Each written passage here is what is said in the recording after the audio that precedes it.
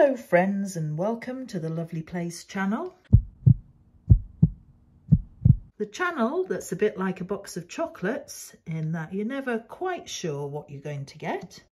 This film is a Fireman Sam omnibus edition. It's 6 little separate Fireman Sam stories, one after the other. They are the first Fireman Sam stories that I've adapted for YouTube. So let's get started with story 1. Mother's Helper. And that always reminds me of a Rolling Stones song. I think it's called 19th Nervous Breakdown. But anyway... This story is called Mother's Helper. It's from Fireman Sam, and this book was 50p in a charity shop. So, without further ado, let's get started. Helen Flood has gone away on a nursing course, leaving Mike to look after Mandy and do all the housework. Luckily, Mandy is happy to help her dad, for a while at least. I wonder what kind of nursing Helen Flood is doing. Is it mental health or regular?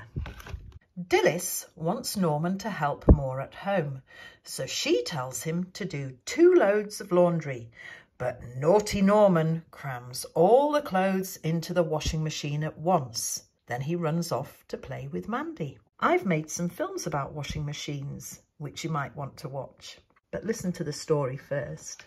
From the supermarket, Dilys hears water running downstairs. The washing machine has flooded where Norman has overloaded it. Dilys calls Mike Flood. Mike is doing the ironing, but he leaves it to come to Dilys's rescue.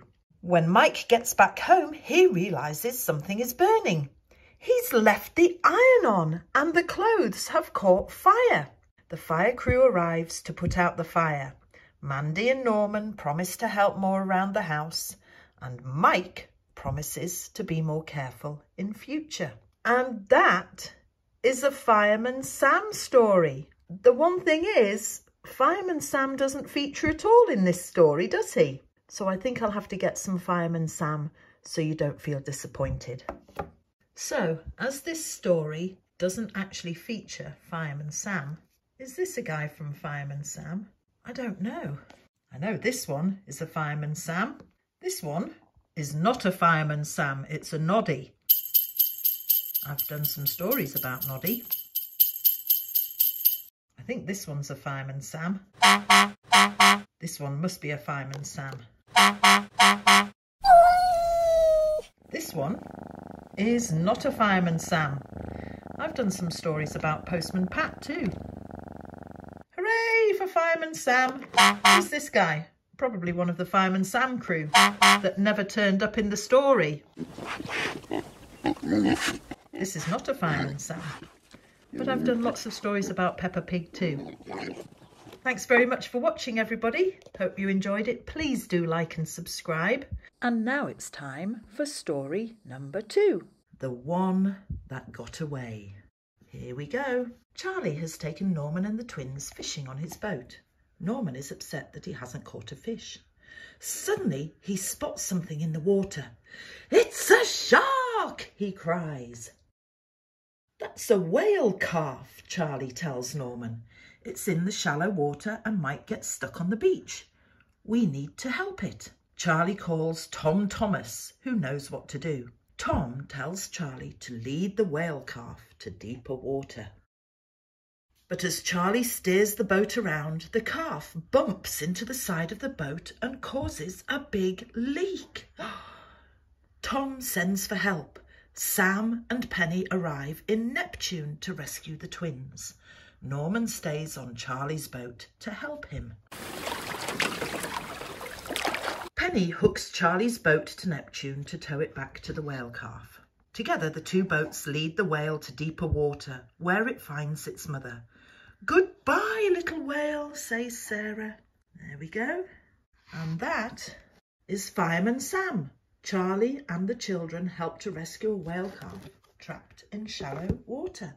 This is the second story I've read from the Fireman Sam series, and the second story which doesn't feature Fireman Sam, but it does feature these guys. So no fireman in the second Fireman Sam story. No fireman at all. So now we're on to story number 3. Maybe we shall get to meet Fireman Sam in this story. We've done the mother's helper. And we've done the one that got away. Story number 3 is Paper Plane Down. Ooh! Station Officer Steele is visiting the supermarket to check for fire risks. A paper plane whooshes past Officer Steele and lands in Dillis's hair. "Norman Price!" shouts Steele, knowing who's to blame. There's the paper plane in Dillis's hair, and there's Station Officer Steele. Norman decides to hide from Steele at the fire station. That's a crazy place for somebody to hide from a fireman. He finds a lot of paper on Steele's desk and makes some more planes. Then he sneaks off to find somewhere to fly them. He's a naughty boy, is that Norman, isn't he? There he is. He's making paper planes from the paper in the fire station. In the fire station kitchen, Elvis is chopping vegetables when a paper plane zooms past him. It lands on the oven hob and catches fire. Fireman Sam fights the blaze. There we have Fireman Sam fighting the blaze in the fire station. When Steele comes back and hears what has happened, Sam asks him not to tell Norman off for causing the fire. Instead, Steele takes Norman to his office and shows off his own paper planes. Wow, there's a paper plane made by Fire Station Steele. Do you think Norman should have been told off for causing the fire? Well, there you have it. That's the end of the Fireman Sam story about Norman and his paper planes. And now we're on to story 4. We've done Mother's Helper. That was our first Fireman Sam story that we did on Lovely Place. And we've done The One That Got Away. That was our second story that we did. And we've done Paper Plane Down, which was our third Fireman Sam story. Now story number 4 is Sticky Situation. Fireman Sam in Sticky Situation. So let's get started. It's Norman's birthday and his friend Mandy has given him a brilliant model aeroplane kit. The pieces are very small and Norman needs to use his magnifying glass to look at them. So that's a bit like World of Warcraft, isn't it? Tiny, tiny little pieces. There he goes with his magnifying glass. Norman starts to put the kit together. He fetches some sticky glue to fix the pieces in place, but the sun shines through his magnifying glass and sets the instructions on fire. Norman squirts glue all over his hands in shock. The sun has gone through his magnifying glass, you can see it in the corner, and set his instructions on fire. Norman tries to escape, but his gluey hand gets stuck to the bedroom door. Norman grabs a book and throws it at the model plane to knock it out of the window. It lands in front of Mike's van. Now, this is the 4th Fireman Sam story I've read, and I'm still not sure who Mike is. And I've only just started to realise who Norman is. Maybe Mike is Mike Flood.